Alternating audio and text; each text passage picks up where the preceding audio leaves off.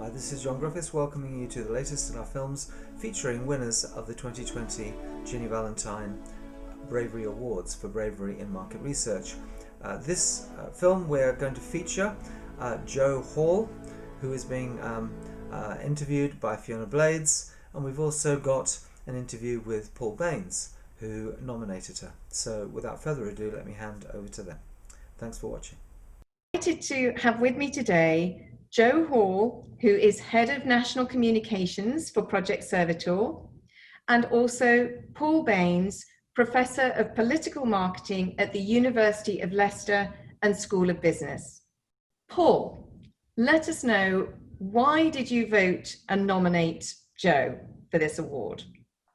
Well, the award is all about courage, and in this sense, I thought that Jo displayed enormous mental courage because she supported an initiative that she needn't necessarily have supported in the way that she did. So she went way above and beyond, I think, her role. Her role is to be the communications lead for the National Project Servitor team. Normally, as a market researcher, when you work with a client, you tend to have to write your own brief and sometimes cajole a client into providing the support that they actually should be providing. I never had that problem at all. She helped me considerably in what I needed to do. But I think the other point was around the nature of the organisation. The police tend to be quite reactive to initiatives. This is a very different kind of initiative that requires a proactive policing, but at the same time, Jo took that upon herself and worked with me to support what I was doing. And I think she displayed courage in going above and beyond what was in a job description in that sense, and really added considerable value to the final product, which is a series of recommendations which are not necessarily comfortable to see. Some of them do indicate recommendations that will not necessarily be easy to implement. And yet, despite that, Jo facilitated that kind of discussion that would really take the organisation forward. So it'd be a much more intelligent form of an intelligent-led policing approach. Brilliant. Thank you, Paul. And Jo, many congratulations on the award.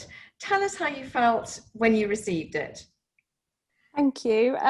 Initially, it was quite hard to get my head around because it references courage and bravery, and comparing that to what I see my colleagues doing day in and day out, it felt quite strange. But once I'd had a chance to reflect on that, I was really pleased to receive the award and to even be nominated.